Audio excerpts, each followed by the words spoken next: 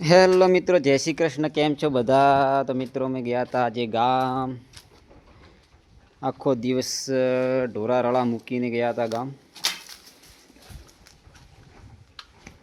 તો જુઓ તાને તબેલાની હાલત આજે તો પોદલા કરીને ભરી નાખ્યું છે તબેલું આજે તો.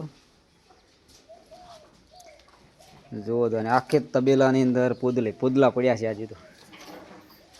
કાયમ તો થોડા વહેલા નાખી દીધા, પણ આજે તો આખા દિવસના પોદલા પડ્યા છે એટલે મહેનત આજે વધારે લાગે એમ છે.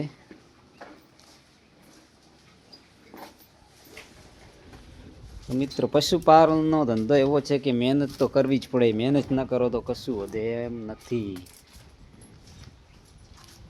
જુઓ મિત્રો, હવે બધા ઉપાડવાના છે. હવે પોદલા ટાઈમ તો લાગશે 10-20 મિનિટ. જો 4 કલાક 5 કલાક રળું મૂકીને ગયા એટલે કેટલું તબેલાની અંદર જોવા મળે છે તમને. એટલે મહેનત પશુપાલનની અંદર એટલી બધી કરવી પડે છે ને કે ન પૂછો વાત. જો એક દિવસ સરળું મૂકીએ તો તેનો સ્ટોક તો પૂરેપૂરો પડ્યો તો હોય છે.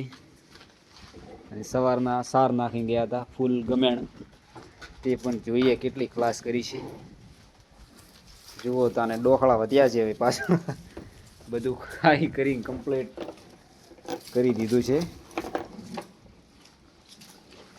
એટલે એમ તો કોઈ પ્રસંગમાં જવું હોય તો પશુપાલન ધંધામાં મજા છે. એમ તો સવારના કરીને 3 વાગે પાછા હાજર થઈ જઈએ એટલે ઓકે કામ હોય છે.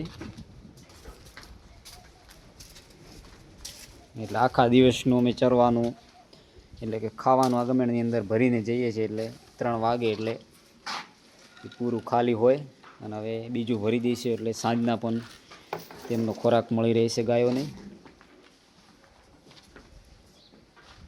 એટલે દરેક ધંધાની અંદર મિત્રો એવું નથી કે મહેનત વગર પૈસા મળે છે. એટલે મહેનત તો ફૂલે ફૂલ કરવી જ પડતી હોય છે.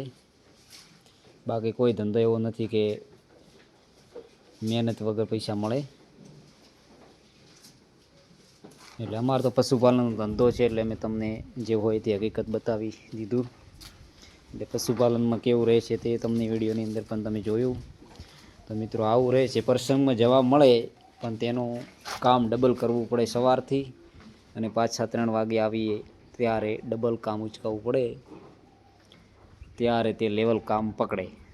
હવે પાવાની તો કોઈ ચિંતા છે નહીં, કારણ કે ટપ મૂકેલા હતા એટલે પી લીધું દરેક ગાવડાએ. અને ખોરાક પણ ખાલી કરી દીધો છે. એટલે હવે બીજો ભરવાનો રહેશે નવો.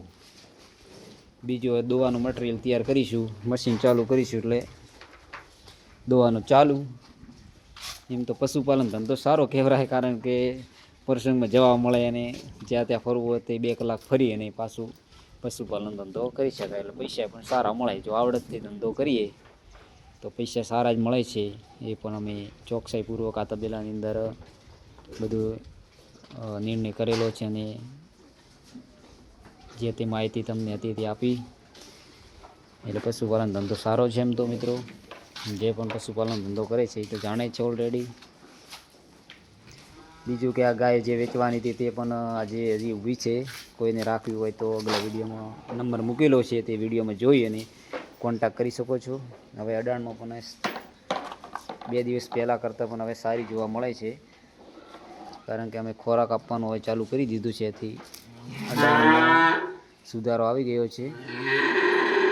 જે મિત્રોને રાખવી હોય તે કોમેન્ટ કરો, એ પ્રમાણે આપણે વાત કરીશું. અને બીજો વિડીયો કેવો લાગ્યો લાઈક અને સબસ્ક્રાઈબ કરી દેજો. આજે તમારી કૃપાથી, યુટ્યુબની કૃપાથી અમારા તબેલાની અંદર સારું કામ થઈ રહ્યું છે. જય શ્રી કૃષ્ણ, જય માતાજી.